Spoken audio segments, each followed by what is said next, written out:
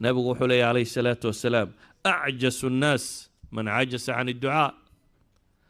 dadka waxa u liita u caajisnimo badan waxa u tamar liita kii ilaahay baryadiisana ka tamar dhigay baa la yidhi dadku iminka waxaad mooddaa inuu kuba yaryahay ilaahay baryadiisu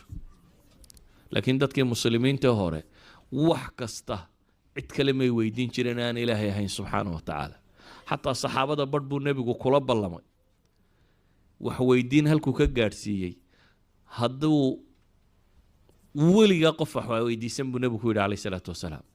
saxaabada rag baa ka mid ahaa markuu faraska fuulo hadduu jeedalku dhulka kaga dhaco aan weligii odhan hebelow jeedalkaa ii dhiibna inuu isagu soo daado nebiga ugula ballamay buu yidhi inaan cidba wax weydiisanin waa jeedal isagoo faras fuushan dhulka ka dhacay war jeedalka ii tiigso ayuu diidan yahay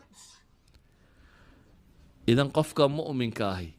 waa qofka ilaahay ku xidhma ee rabbigii barya ee aan ka caajisin ilaahay baryadiisa